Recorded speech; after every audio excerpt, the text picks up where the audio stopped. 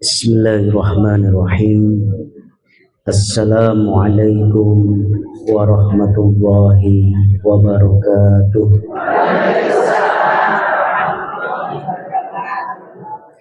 Alhamdulillah wassalatu wassalamu ala Rasulillah wa ala alihi wa ashabihi wa mawalah. Nashhadu an la ilaha illallah wahdahu la syarika lah wa nashhadu anna Muhammadan abduhu wa rasuluhu la nabiyya ba'dah. Wa qad qala Allah ta'ala fi kitabihil karim, a'udzu billahi minasyaitonir rajim. Yarfa'illahu alladhina amanu minkum walladhina utul ilma darajat. Wa qala aidan fa'lam annahu la ilaha illallah. Wa qala Rasulullah sallallahu alaihi wasallam, man akhiru kalamihi la ilaha illallah dakhalal jannah. Amma ba'd, ma'asyiral muslimat wa zumratal mu'minat arsyadakumullah. Alhamdulillah, pada Jumat yang penuh dengan barakah ini, hari Jumat yang merupakan sayyidul ayyam, hari yang terbaik, di mana Allah melimpahkan rahmatnya dan maghfirahnya untuk kita semua. Kita bisa mengisinya dengan thalabul ilmi, menuntut ilmu, apalagi yang kita pelajari adalah masalah akidah, masalah tauhid, yang ini sangat menentukan, bahkan merupakan penentu utama bagi kehidupan kita dunia dan akhirat. Ma'asyiral muslimat wa zumratal mu'minat arsyadakumullah. Pada pekan yang lalu kita sudah membahas, bulan yang lalu Bu ya, kita sudah membahas firman Allah Subhanahu wa ta'ala dalam surah Adz-Dzariyat ayat yang ke-56. A'udzu billahi minasyaitonir rajim. Wa ma khalaqtul jinna wal insa illa liya'budun. Sudah kita jelaskan bahwa ayat ini menegaskan kepada kita tentang tujuan utama. Lam liya'budun di sini jelas lam ta'lil yang menunjukkan alasan atau tujuan. Jadi tidaklah Allah Subhanahu wa ta'ala menciptakan kita semua, jin dan juga manusia, kecuali adalah untuk beribadah. Panjangnya dari liya'budun adalah liya'buduni, tetapi yaknya dihilangkan lil ikhtisar untuk mempersingkat. Kemudian sudah kita sampaikan bahwa sebagian ulama, sebagian mufassir memaknai liya'buduni adalah liwahiduni, untuk mentauhidkan aku, untuk mentauhidkan Allah Subhanahu wa ta'ala. Jadi tujuan utama diciptakannya jin dan manusia. Ibu-ibu di sini jin atau manusia?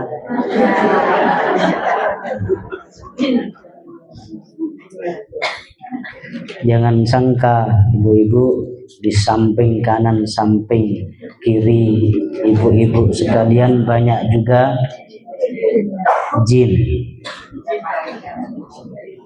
Ya, bukan jin dan jun. Karena jin itu juga mendengarkan dengan seksama ketika kita membacakan ayat-ayat Al-Quran.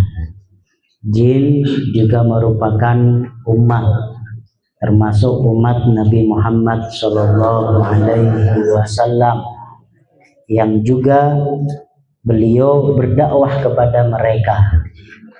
Maka dalam berbagai sirah perjalanan dakwah Rasulullah SAW disebutkan seperti ketika beliau habis hijrah ke Taif. Di saat hijrah ke Taif ingin berdakwah kepada kaum Bani Thaqif di Taif, kemudian justru mendapatkan penolakan. Rasulullah dicemooh, dilempari batu sampai berdarah-darah, ya ditolak dakwahnya. Nah, tapi ternyata Rasulullah itu ke Taif tidak pulang dengan tangan hampa, karena ketika pulang dari Taif dijelaskan salah satu riwayat menyebutkan di Qarnul Manazil, ya, yang sekarang menjadi salah satu miqat, itu beliau berdakwah dengan bangsa jin. Ya. Kemudian juga kalau di Mekah, kalau ibu-ibu sekalian haji atau umroh, biasanya ada ziarah, ya, keliling kota Mekah. Kalau setelah melewati makam Ma'la, yang di situ dimakamkan di antaranya adalah istri Rasulullah SAW, siapa? Bunda Khadijah. Nah, setelah itu nanti kita akan melewati sebuah masjid kecil yang terkenal sebagai Masjid Al-Jin. Ya, itu tidak jauh dari Masjid Ar-Royah. Nah, kenapa di situ dinamakan Masjid Al-Jin? Karena disitulah dulu Rasulullah berdakwah kepada bangsa jin di Mekah. Maka luar biasa, banyak sekali ini. Lihat nggak Bu? Samping kanan, samping kiri, Ibu, mudah-mudahan ya jamaahnya tidak hanya manusia tetapi juga jin. Ya, baik jin atau ibu-ibu, kita semua manusia itu Allah ciptakan untuk apa?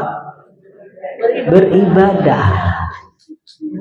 Dan ibadah di sini bukan sekedar menyembah Allah. Ingat, bukan sekedar menyembah, beribadah kepada Allah, tapi menjadikan Allah Subhanahu wa ta'ala sebagai satu-satunya sesembahan. Karena ada juga ibu-ibu sekalian, sebagian manusia itu yang beribadah kepada Allah, ya, menyembah Allah, tapi bersamaan itu juga menyembah yang lain. Sholat ya mempeng, tapi masih ngasih persembahan kepada punden, pada jin penunggu, kepada pohon, ya, sedekah bumi, sedekah laut, ya, memberikan persembahan biar tidak kena bala, ya. Itu tentu melanggar dari apa yang telah ditetapkan oleh Allah sebagai tujuan hidup. Karena makna dari liya'buduni adalah liwahiduni. Allah nggak butuh disekutukan. Ya, Allah nggak mau diduakan. Ibu-ibu mau nggak diduakan? Hah? Beneran Bu? Serius amat Bu? Nggak mau kan Bu diduakan? Nah, kita aja manusia cemburu kalau diduakan. Bukan hanya diduakan oleh suami. Kalau kita punya anak, ya ibu yang sudah punya anak, ya ternyata anak kita lebih nempel sama mertuanya daripada sama kita. Cemburu apa mboten? Hah?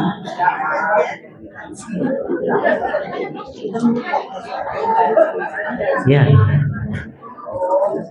Ibu-ibu punya teman, ya, punya teman dekat, akrab. Ya. Ada piknik, ada pengajian atau pergi kemana, ya, radijak cemburu napa mboten? Sing dijak liyane malahan curhate karo aku, piknike karo wong liya. Ya. Itu tabiat manusia cemburu, dan ketahuilah ini poinnya. Allah itu lebih pencemburu daripada manusia. Maka nggak rela, nggak ridho kalau kemudian diduakan. Ya. Nggak ridho kalau kemudian ada manusia yang menyembah Allah tapi bersamaan itu juga menyembah yang lain. Jangan dikira orang-orang kafir Quraisy itu juga beribadah kepada Allah.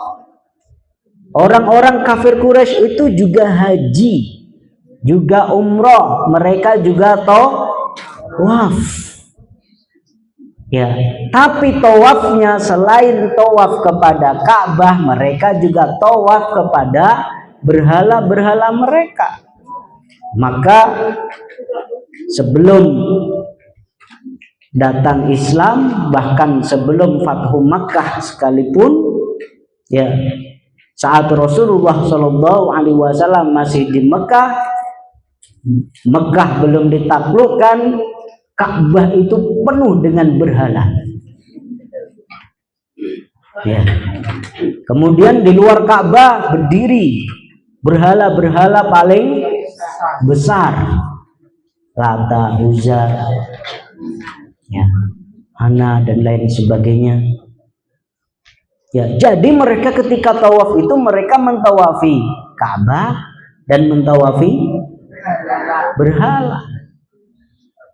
Itu Allah nggak butuh dengan ibadah-ibadah yang seperti itu. Allah maunya apa?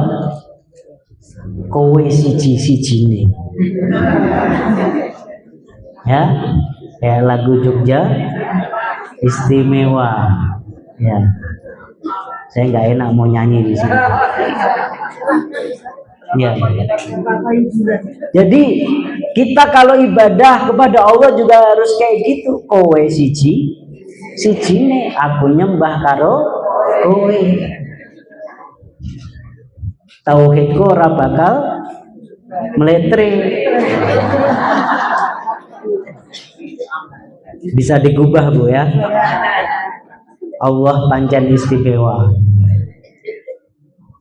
Jadi ini makna liya'buduni yang harus kita pahami. Kemudian muallif menguatkan lagi dengan menukil firman Allah Subhanahu wa taala dalam surah An-Nahl ayat 36.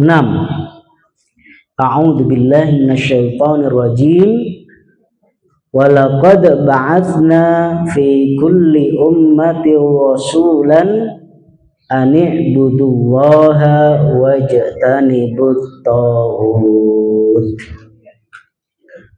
Walaqad ba'atsna, dan sungguh telah kami utus, fi kulli ummatin, ya, pada setiap umat, rasulan, seorang rasul. Apa yang Allah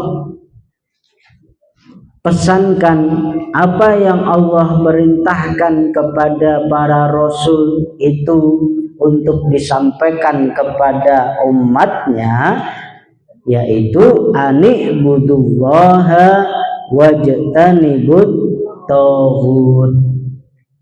hendaknya kalian semua menyembah Allah Subhanahu wa ta'ala, wajtanibut taghut, dan untuk menjauhi taghut.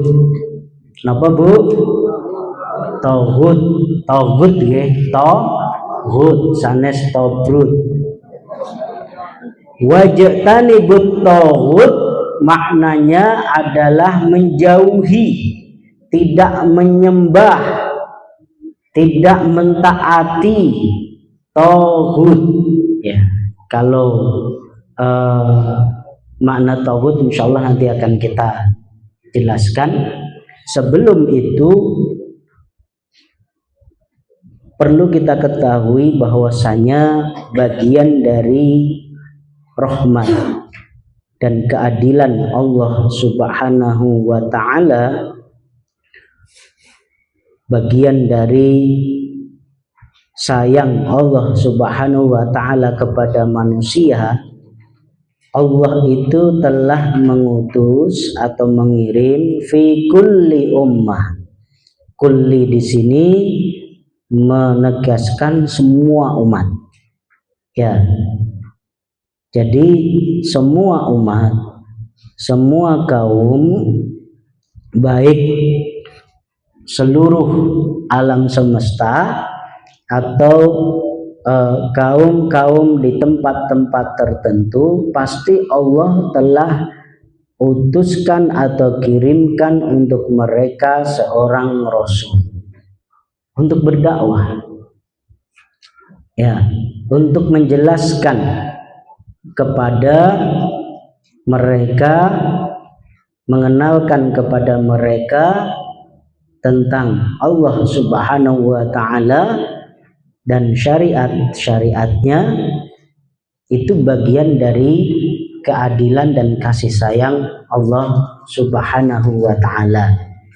Maka sebenarnya Nabi dan Rasul itu banyak, ya, banyak sekali ibu-ibu. Bukan hanya 25 Nabi saja, ya, 25 Nabi itu yang kita ketahui. Jadi ada yang minhum qasasna, kata Allah. Sebagian mereka itu ada yang kami ceritakan dalam Al-Quran. Wa minhum lam naqsushu. Sebagian mereka nggak diceritakan. Jadi kita nggak kenal nama Nabi dan Rasul tersebut karena saking banyaknya. Ya, ratusan ribu, ada yang menjelaskan 124.000 dan lain sebagainya. Ya, banyaknya karena ya kaum, kelompok-kelompok manusia dari zaman ke zaman itu sangat banyak. Ya, bahkan kemudian kita mendapatkan tesis atau analisa termasuk tokoh-tokoh beberapa agama yang ada sampai sekarang, bahkan agama yang lain, ada yang mengatakan itu juga bagian dari Nabi. Tapi kemudian ada penyelewengan atau penyimpangan dari masa ke masa. Ya, terbukti ada beberapa syariat yang mirip. Ya. Ini bentuk keadilan dan kasih sayang Allah. Nah, semua nabi dan rasul itu punya misi yang sama, punya kurikulum dakwah utama yang sama. Apalagi kalau kaitannya dengan akidah, kaitannya dengan tauhid. Semua pesannya apa? Ani'budullah wajtanibut taghut. Ani'budullah wajtanibut taghut. Hendaknya kalian beribadah kepada Allah dan menjauhi tauhid. Ya.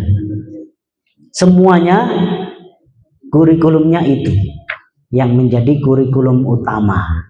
Meskipun nanti ada kurikulum-kurikulum tambahan, termasuk syariat, fikihnya itu berbeda-beda. Kalau ada umat terdahulu itu disebutkan dalam Al-Quran, kalau mau taubat itu taubatnya tidak akan diterima kecuali kalau bunuh diri. Ya, maka dalam Al-Quran masih ada faqtulu anfusakum dzalikum khairul lakum inda bari'ikum fataba 'alaikum. Maka bunuhlah diri kalian sendiri, ya, itu lebih baik untuk kalian, ya, di sisi Allah Subhanahu wa taala, maka Allah akan mengampuni atau menerima taubat kalian. Ya, berat Bu ya, kalau mau taubat harus bunuh diri atau saling membunuh.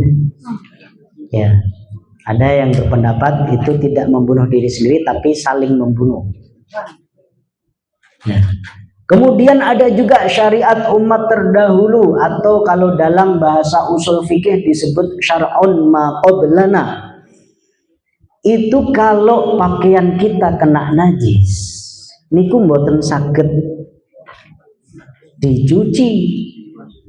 Ya, mau di laundry yang paling mahal sekalipun, se-ekspres apapun, ya, dicuci pakai Baiklin, pakai apa meleh, ya, nggak boleh, nggak selesai. Jadi kalau mau menghilangkan najis, bagian yang kena najis itu harus dipotong. Ya.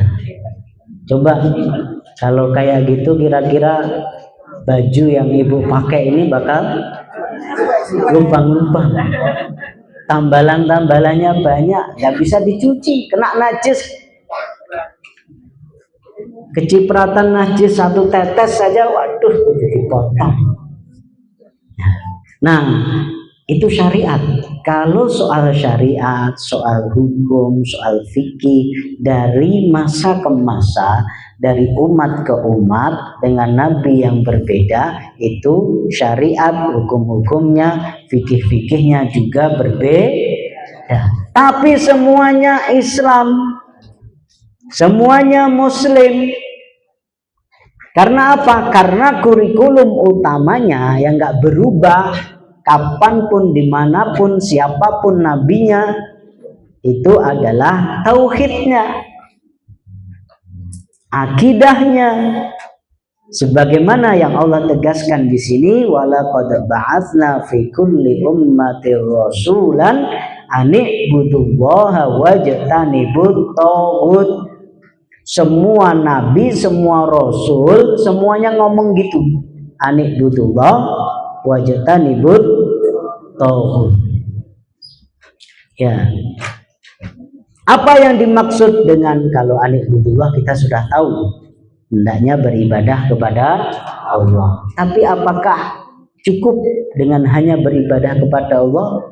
Seperti yang tadi kita sampaikan, karo nyembah Gusti Allah ya nyembah liyane. Nah, apakah boleh kayak gitu? Enggak.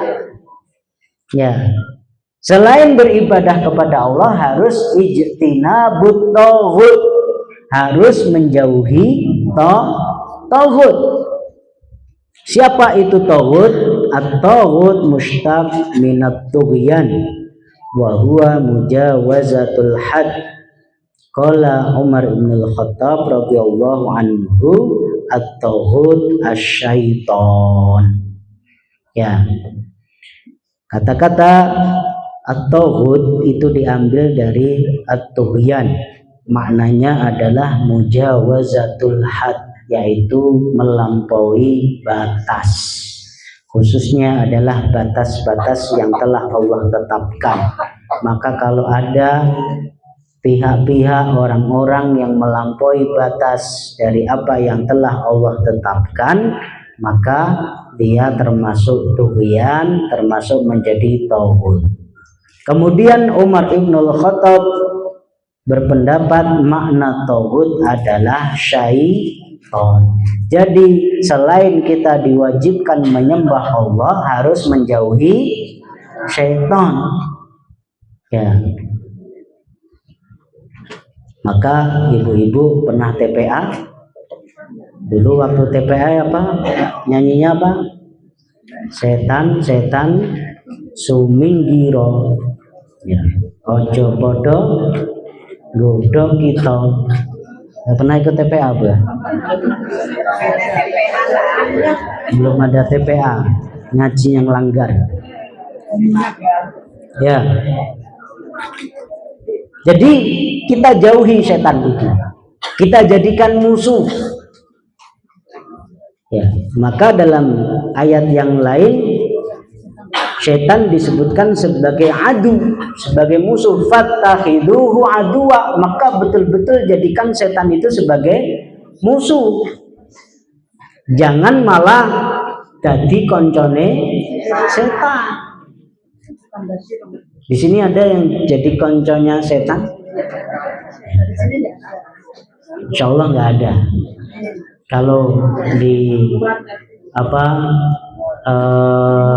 komunitas-komunitas ibu-ibu yang lain, ya sosialita yang lain itu banyak jadi temannya setan.